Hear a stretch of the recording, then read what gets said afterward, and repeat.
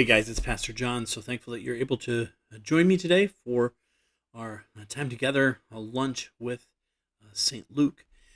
In today's episode, we're going to see the angel Gabriel make yet another announcement. In fact, even a more important announcement than the announcement that he made to Zechariah in our last episode. So today we here in episode 6 are going to be looking at the Annunciation to Mary. Now I've got an artwork, a piece of art here to show us today.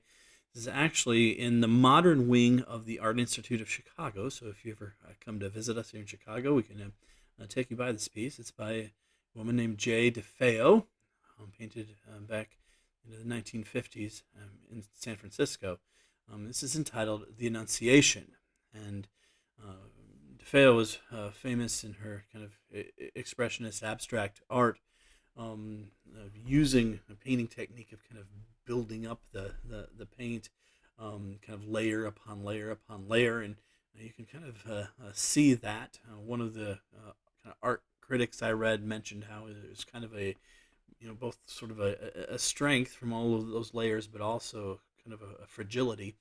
And as you look at this, you can almost catch an idea of the glimpse there of Gabriel's wings. So that's what even though this is an abstract piece, that's what I think she was sort of thinking of in this painting, was kind of depicting, in a way, depicting the passage which we are looking at today. And it's Luke chapter 1. Verses 26 through 29. In the 6th month, the angel Gabriel was sent by God to a town in Galilee called Nazareth, to a virgin engaged to a man named to be Joseph of the house of David. The virgin's name was Mary, and the angel came to her and said, "Rejoice, favored woman, the Lord is with you." She was deeply troubled by this statement, wondering what kind of greeting this could be. So today we are looking at this passage, which I kind of loosely entitle "Angelic Messenger and a Teen Mom," is what we're looking at here today. And we're stepping into the story in a town called Nazareth in Galilee. Now, there's the contemporary city of Nazareth there in Israel. Wonderful town. In fact, we were able to visit the synagogue there back in the year 2000, and also we were able to actually enjoy some baklava there. That was the first time I ever had that. Middle Eastern pastry was there in the town of Nazareth. But, back during Jesus' time, Nazareth would not have been as much of a bustling city. In fact, it was a rather small village. It was near a larger Greek city of Sepphoris. So this would have been a rather diverse region, a region which had both many Jews and many Gentiles there. And just north of Samaria, right there in the Jezreel Valley in the hill country of Galilee, is the town of Nazareth, right amongst some limestone cliffs. But the angel Gabriel went to Nazareth and visited a young woman named Mary. Now, Mary was a virgin. She had never been with a man. And it's interesting that kind of underlying this passage is a prophecy out of the book of Isaiah. Isaiah the prophet said, "Therefore the Lord himself will give you a sign. The virgin will conceive and have a son, and name him Emmanuel." Now, of course, in the book of Isaiah, this was a message to the current Davidic king about a global geopolitical situation that was going on during his time, and that this would be fulfilled during their time by a virgin, not literally a virgin, but a young woman who would conceive and have a son.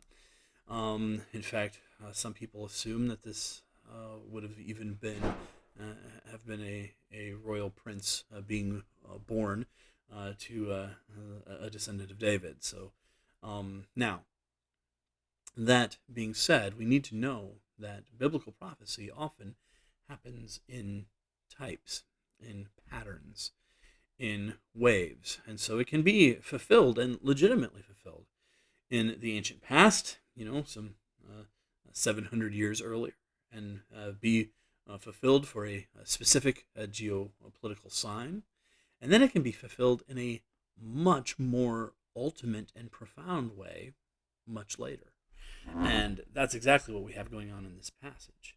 Because whichever Davidic prince would have been born back during Isaiah's time, for him, the name Emmanuel could only just be a reminder that God was still present with his people. But of course, in Jesus' case, it literally means God is literally going to be present with his people as God the Son becomes a human being. And while Mary certainly is a young woman, she also is literally a virgin. So while the Isaiah passage would have been kind of metaphorically, figuratively fulfilled back during Isaiah's time as a sign there to the current administration, later on here in our story here in Luke, that prophecy is literally fulfilled as the virgin's name was Mary, and the angel came to her and said, "Rejoice, favored woman, the Lord is with you." But she was deeply troubled by this statement, wondering what kind of greeting this could be. As we begin, we're going to be spending some time this week talking about Mary and this experience of the Annunciation. We can see here a young woman, likely still a teenager, who's being called to a very complicated and difficult mission to be the mom of Jesus, to actually raise, give birth to, and raise the Messiah. And as you think about that and her situation, being effectively a young teen mom, right? She's going to be facing all kinds of misunderstanding. She's going to be facing all kinds of difficulty. But yet, God has a purpose and a plan and a mission for her that's really way beyond what she could have even imagined. That's why she's, deeply troubled by this announcement. That's why she's wondering. That's why she's wrestling with this. And one question which we each need to be asking as we're Jesus followers would be, what is the mission that God is calling you to pursue? Sometimes the mission he calls you to pursue will cause others to misunderstand you. Often the mission that he calls you to pursue is going to be terribly difficult, far more complicated and costly than you would have ever expected. But God has a plan and a purpose for each of us. Now, not all of us get to be, Jesus' mom, but all of us do have a purpose, a task, a plan that God desires for us to accomplish in advancing his kingdom. So what is the mission that God is calling you to pursue, oh highly favored man or woman who's listening to this today?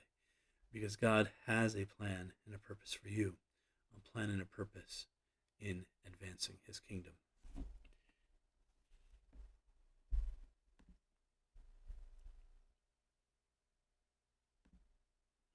Well, again, it has been a real blessing to get to spend this time together today. The Lord Jesus bless you, and keep following Jesus.